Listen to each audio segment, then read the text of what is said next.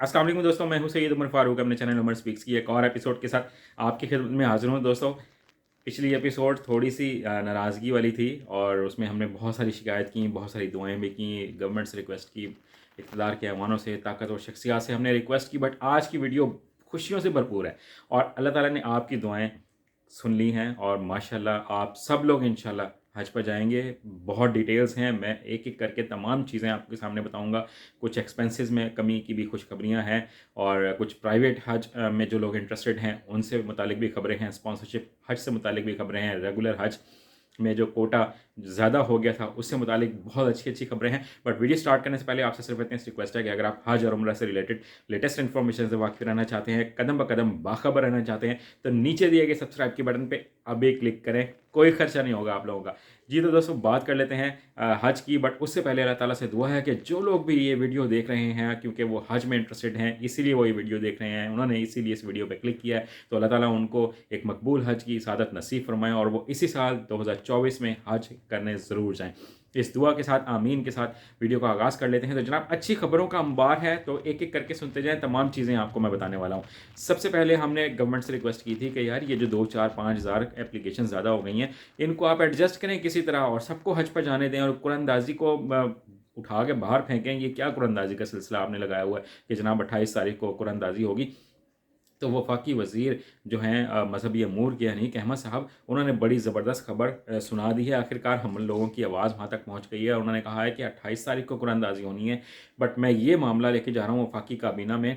अब मैं वज़ीर आज़म साहब से रिक्वेस्ट करूँगा, क्योंकि हमारे पास 7,000 एप्लीकेशंस रेगुलर हज स्कीम से ज़्यादा आई हैं, तो उनको किसी न किसी तरह हमें स्पॉन्सरशिप हज में एडजस्ट करने दें, क्योंकि 5,000 के करीब करीब सिर्फ एप्लीकेशन आई हैं। इतना बड़ा कोटा रखने के बाद सिर्फ और सिर्फ 5,000 के करीब एप्लीकेशन आई हैं, जिसकी वजह से हम लोगों को बहुत ज़्यादा प्रॉब्लम हो रही है। और हम लोगों को ये सीटें अगर हम सऊदी अरब को वापस करेंगे तो हमें फिर डॉलर्स में अमाउंट पे करना पड़ेगी, तो इतने पैसे आए नहीं हैं बाहर से जितने हमें वापस करने पड़ेंगे, तो इसमें पाकिस्तान की इकोनॉमी का ही नुकसान है। तो इस चीज़ को एडजस्ट करें। सिर्फ और सिर्फ हमने अपनी इकोनॉमी को भी देखना है और हमने हाजी साहिबान को भी देखना है। उनकी हमने उम्मीदों पे, लोगों ने जेवर बेच बेच के अपनी एप्लीकेशंस जमा करवाई हैं, अपने घर प्लॉट बेच के, गाड़ियाँ बेच के एप्लीकेशन जमा करवाई हैं, तो उनको मायूस न करें, सबको जाने दें। फिर एक बड़ी अजीब सी जो खबर थी वो ये कि 6,000 के करीब एप्लीकेशंस रिजेक्ट हो गई हैं। तो मैं गवर्नमेंट से दोबारा ये रिक्वेस्ट करने जा रहा हूँ कि वो 6,000 एप्लीकेशंस जो हैं, वो हो सकता है कोई कम पढ़े लिखे लोग हों, उनसे कोई फॉर्म फिल करवाने में कोई मिस्टेक हो गई हो।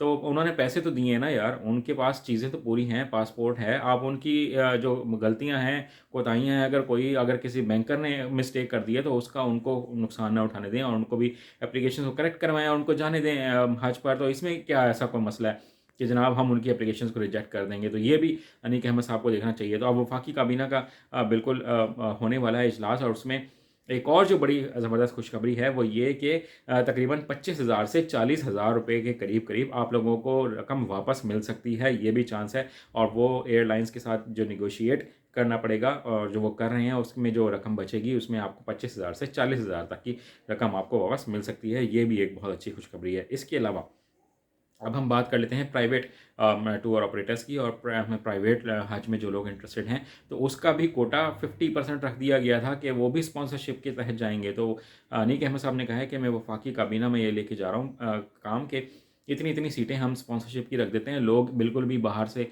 पाकिस्तान आके हज पर जाने में ज़्यादा इंटरेस्टेड नहीं है। 4-4 5-5 हज़ार एप्लीकेशन आती हैं, तो उन लोगों को हम क्यों ना फेवर दें, उन लोगों को हम क्यों ना जाने दें जो पाकिस्तान से हज में जाने में इंटरेस्टेड हैं। बहुत से लोग प्राइवेट का सेक्टर का पूछ रहे हैं और मैं आपको उन टूर ऑपरेटर्स का भी जिन पे मैं थोड़ा सा ट्रस्ट करता हूँ, मैं उनके आपको पैकेजेस शेयर कर दूंगा और वो बिल्कुल पेड कंटेंट नहीं होगा। जो आपकी बेहतरी का जो पैकेज मुझे कहीं से नज़र आएगा तो मैं उनके आपके शेयर कर दूंगा। तो आपने स्टे ट्यून्ड रहना है चैनल पर। जो लोग प्राइवेट सेक्टर में हज करना चाहते हैं, तो जो स्पॉन्सरशिप हज की प्राइवेट सेक्टर की जो सीट्स हैं उनको भी कम किया जा रहा है, तो उससे आपके जाने के चांसेस और ज़्यादा बढ़ जाएंगे। और इसमें जो और मज़ीद मैं आपको बताऊं कि उन्होंने ये कहा है कि हम बहुत जल्द बायोमेट्रिक का सिलसिला जो है वो स्टार्ट करने जा रहे हैं, तो उसमें एप्लीकेशन के थ्रू भी बायोमेट्रिक की जा सकती है। तो मैं गवर्नमेंट से ये रिक्वेस्ट कर रहा हूँ कि आप ये तमाम काम जो है वो लोगों को घर पे बैठ के करने ना दें, बल्कि जब हज की आप ट्रेनिंग करवाएं तो वहीं पर ही लोगों से करवा लें, ताकि कम से कम मिस्टेक्स हों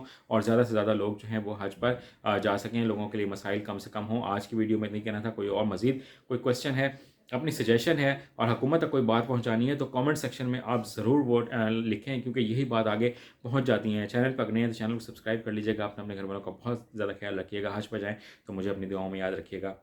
अल्लाह हाफ़िज़।